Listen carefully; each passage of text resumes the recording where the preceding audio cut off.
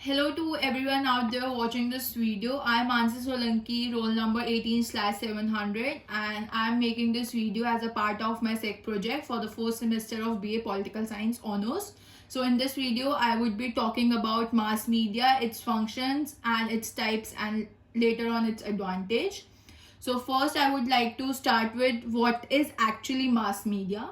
A medium which provides information to a large number of people at a particular time, and it involves newspaper, radio and especially TV, which inform us what is happening around the world and besides us even. So secondly, I would like to talk about what are the types of mass media. The first one is the print media, second is electronic, and third is interactive media.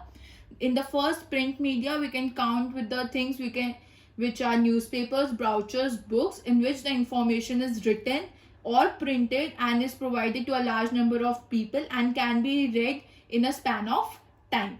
The second is the electronic media, in which we can come with the which we can access with the device such as television, mobile phones, laptop, etc. And it includes news channel, blogs, social networking sites, etc.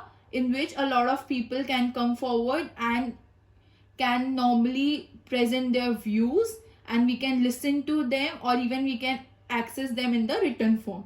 The third one is the interactive media, which is like basically video calls, seminar, conferences, in which people can choose a particular platform and they can come together and express their views or can simply communicate on a particular topic.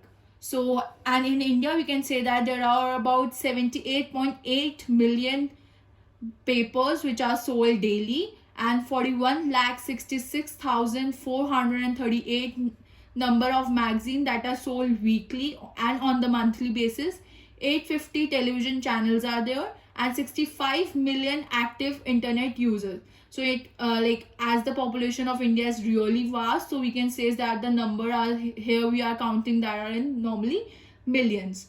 So now, as media has taken an internal part of the model society, and we can simply say that we are switching towards a virtual society, which we are basically living through our newspapers and laptops, or we can say from our mobile phones. The third one is what are the functions of mass media. So there are three basic functions of mass media. The first is to inform, the second is to educate, and the third is to entertain. So the first one is which we are saying to inform. So people read newspapers, or we can go like we watch videos and things, we can go through the things on our own mobile phones, so where we can learn what, when, where, why and how the things are happening to the different personalities, different institution, and what all is going around the globe and even besides us. The second thing is when we go with the mass media to educate the people. So the mass media basically educate the people by giving them information about the health, housing, employment, agriculture, technology, modernization, and it can go through the various subjects from like economics to political science and even from physics to biology.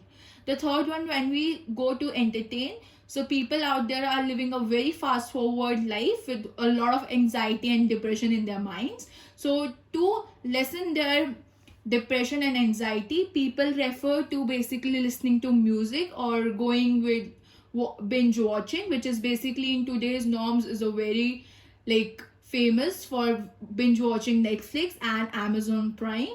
So these are the three ways in which mass media is basically performing its function and is used by people all over the world. Now the third last thing we would go by is the advantages of mass media, and it is basically that first is the mass media is low cost. The people can anywhere can access to it by just opening their mobile phones, laptops or television sets, and they can, and even a person can write their blogs from their comfort of their rooms, and it is readable by people living out in the other corner of the world. Second thing is the mass media is to persuade.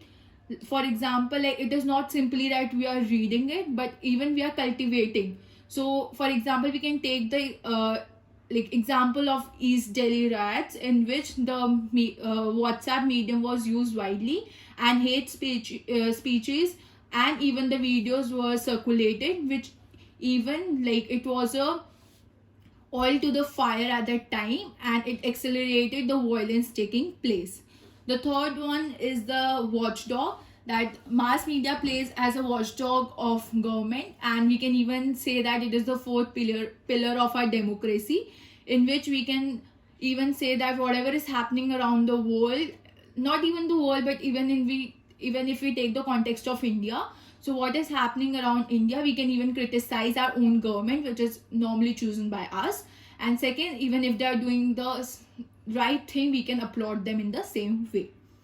And last, I would like to conclude this by stating that mass media is a very good form to provide information to large number of people, from a child to an adult, and it can be in various form, which is print, television, radio, internet. The print medium, which is basically newspapers, magazines, books, brochures.